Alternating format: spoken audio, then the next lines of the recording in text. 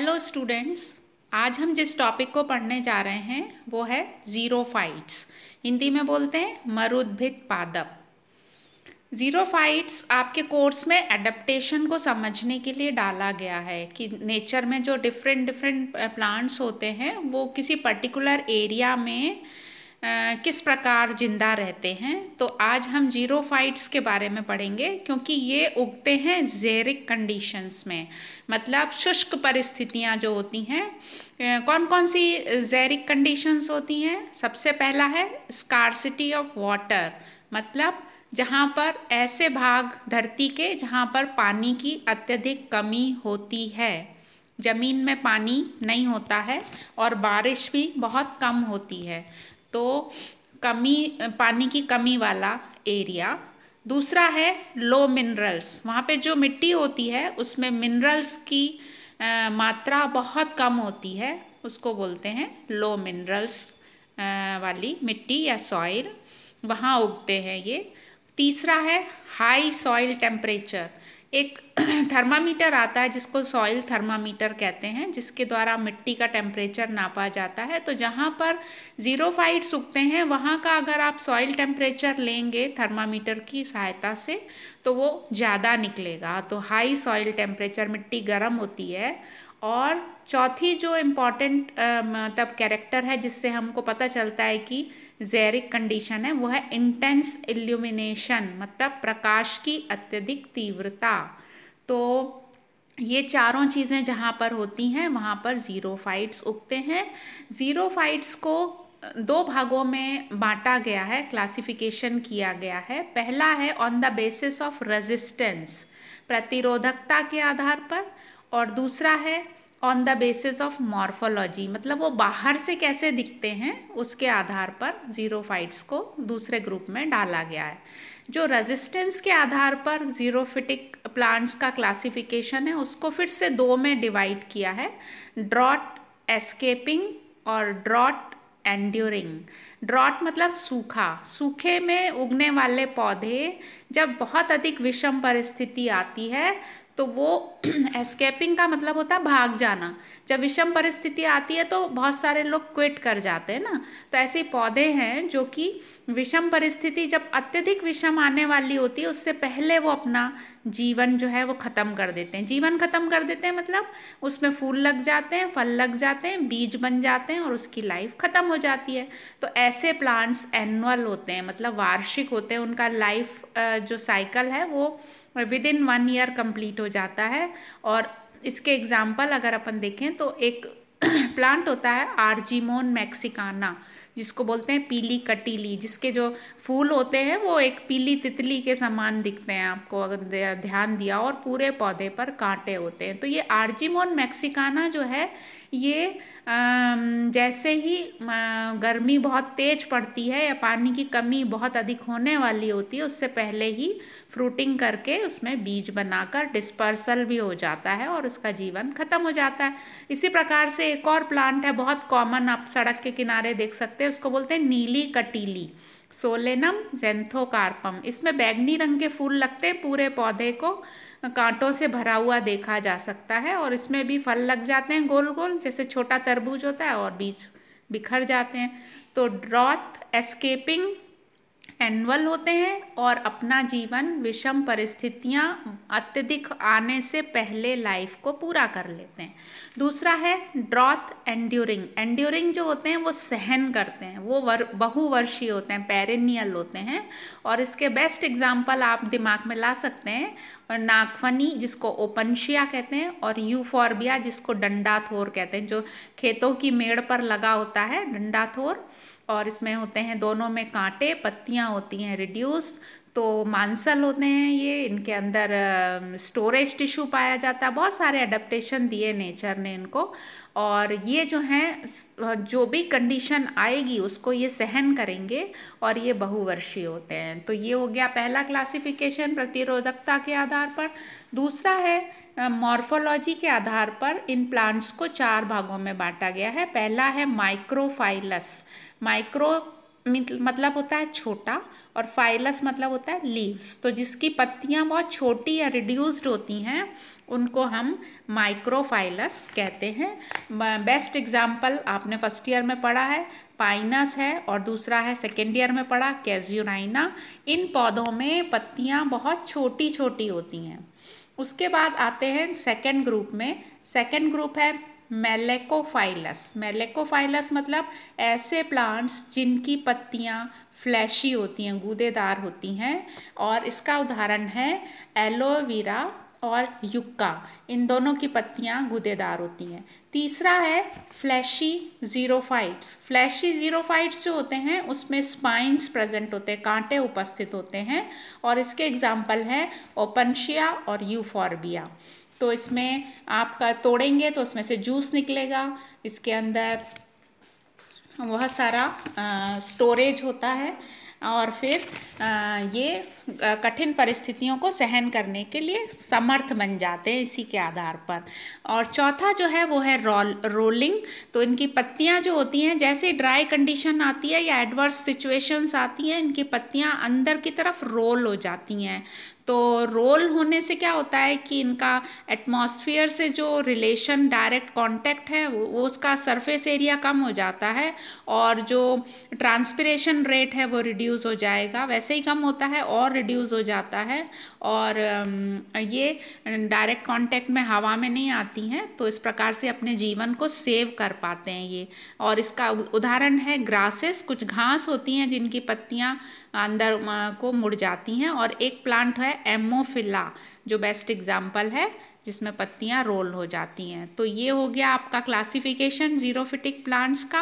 अब हम आते हैं अडप्टेशन, कि इनको नेचर ने कैसे अनुकूलित किया है, उस वातावरण में ये रह पाते हैं। अडप्टेशन को, अगर अनुकूलन को समझना हो तो हम उसको सुविधा के लिए 3 भागों में बांट सकते हैं। पहला है मॉर्फोलॉजिकल, आकारिकी अनुकूलन क्या क्या है। दूसरा है एनाटॉमिकल, आंतरिक संरचना में क्या अनुकूलन दिया नेचर ने उनको। और तीसरा है फिजियोलॉजिकल या कार्यकीय रूप से वो कैसे अडप्ट हैं। तो पहला हम लेते हैं मॉर्फोलॉजिकल, आकार में। सबसे पहले बात करें, पौधे में 3 भाग होते हैं, जड़, तना, पत्ती। मेन भाग पहले लेते हैं हम जड़। जड़ जो होती है वो होती है हमेशा टैप रूट। टैप रूट जो होती है ना वो सीधी जाती है ज़मीन में, और उसमें से बहुत सारी शाखाएं भी यहाँ पर निकलती हैं, और बहुत डेंस रूट हेयर पाए जाते हैं। तो उससे क्या होता है कि जो ब्रांचेस पर रूट हेयर हैं वो थोड़ा सा भी पानी मिलता है उसको जल्दी से एब्जॉर्ब करके और स्टोर करने का काम करते हैं। तो टैप रूट नीचे सीधी जाने से पौधा जो है वो खड़ा रहता है मजबूती से, क्योंकि जो मिट्टी है वो तो मिनरल्स की भी कमी है और सैंडी भी होती है, मतलब रेतीली भी होती है। तो जड़ अगर उथली उथली होगी तो पौधा लुढ़क जाएगा, गिर जाएगा। तो इसलिए टैप रूट का होना आवश्यक है। तो सभी पौधों में आपको टैप रूट मिलेगी, मूसला जड़ जिसको हिंदी में कहते हैं। अब आते हैं हम स्टेम पर। स्टेम अलग अलग प्लांट्स में अलग अलग होते हैं। उदाहरण के लिए बबूल को आप देखें तो उसमें सॉलिड, थिक, मोटा स्टेम पाया जाता है। लेकिन अगर अपन दूसरे पौधों को देखें, जैसे कि नागफनी है, तो उसमें होता है छोटा, मोटा, फ्लैशी, प्रोस्ट्रेट मतलब जमीन के नज़दीक लेटा हुआ, और ग्रीन कलर का होता है तना, क्योंकि ग्रीन होने से वो फोटोसिंथेसिस कर पाता है। पत्तियों का जो रोल है वो तना करने लगता है। तो ये मॉडिफिकेशन है पौधे में, नेचर का अनुकूलन है जो उसको दिया गया है। उसके बाद हम आते हैं लीफ पर। तो लीफ जो होती हैं वो 2 प्रकार की होती हैं, रिड्यूस्ड या लेदरी। किसी किसी पौधे में पत्तियां बहुत छोटी होती हैं, तो क्योंकि पत्तियों में होते हैं स्टोमेटा, और स्टोमेटा से ट्रांसपिरेशन को रोकना अनएविटेबल, उसको हटा नहीं सकते आप, उसको रोक नहीं सकते। तो रिड्यूस्ड होने से स्टोमेटा से वाटर का लॉस चेक हो जाता है, और जब लेदरी होती हैं तो उसके ऊपर वैक्स की परत पाई जाती है, मोम की परत पाई जाती है, और वो मोटी होती हैं तो वो आराम से अपने वाटर के लॉस को रोक पाती हैं। कई बार पत्तियां कांटों में रूपांतरित होती हैं तो स्पाइन में कन्वर्ट हो जाएंगी, तो फिर पत्ती से पानी का लॉस होता ही नहीं है। तो ये भी एक अडेप्टेशन है। कुछ पौधों में डेसिडुअस मतलब शीघ्रपाती, जल्दी से झड़ जाती हैं पत्तियां और अपना कार्य तने पे डाल देती है। और अगर पत्तियों की पोजीशन पर ध्यान दें, मतलब वो लगी कैसे हैं, तो पोजीशन होती है इनकी वर्टिकल। वर्टिकल होने से क्या होता है कि इनका जो सूरज का जो प्रकाश है वो कम पड़ता है उसके सरफेस पर, तो उसमें जो है उसको वाटर लॉस को वो चेक कर पाते हैं। अगला जो पॉइंट है वो है फ्लावर। फ्लावर इन पौधों में हमेशा रात में खिलते हैं, दिन में नहीं खिलते। ऐसा क्यों होता है कि इन पौधों के फ्लावर रात में खिलते हैं? क्योंकि दिन का जो टेम्परेचर होता है वो इतना ज़्यादा होता है कि ये पौधे अगर फूल खिलाएंगे तो ना तो उस पर कोई एनिमल्स और बर्ड्स पहुंच पाएंगे पॉलिनेशन के लिए, और दूसरा फ्लावर इतने सॉफ्ट होते हैं कि वो नष्ट हो जाते हैं, जल जाते हैं। तो रात में फ्लावर खिलते हैं और रात के जो एनिमल्स और बर्ड्स होते हैं वो पॉलिनेशन करके फ्रूट बीज बनाने का काम करते हैं। वैसे इन पौधों में बीज बहुत कम बनते हैं, इसलिए नेचर ने इनको अनुकूलन दिया है वेजिटेटिव प्रोपागेशन, जिसको हम बोलते हैं कायिक जनन। मतलब एक कैक्टस का छोटा सा टुकड़ा तोड़कर आप गमले में लगाएंगे तो उससे नया पौधा तैयार हो जाता है, या एक डंडी तोड़कर लगाएंगे यूफॉर्बिया की तो उससे नया प्लांट बन जाएगा। अगला है प्रेजेंस ऑफ फाइलोक्लेड। फिल्लोक्लेड जो होते हैं वो है मॉडिफिकेशन ऑफ स्टेम, जो कि ओपनशिया में पाया जाता है। इसको हम बाद में और डिटेल में समझेंगे। फिल्लोक्लेड जो होते हैं वो ग्रीन होते हैं और इनका काम लीफ वाला होता है, मतलब फोटोसिंथेसिस करना, तो ग्रीन कलर का होता है। उसके बाद presence of phyllode. Phyllode acacia melanoxylon एक प्लांट होता है और उसमें आप आराम से देख सकते हैं। दूसरा एग्जाम्पल इसका पार्किंसोनिया है। पार्किंसोनिया में भी फिल्लोड पाए जाते हैं। फिल्लोड होता है मॉडिफिकेशन ऑफ पिटियोल। पिटियोल मतलब पत्ती का वृंत। पत्ती का वृंत जो है वो चपटा होकर, चौड़ा होकर ग्रीन हो जाता है और फोटोसिंथेसिस करता है।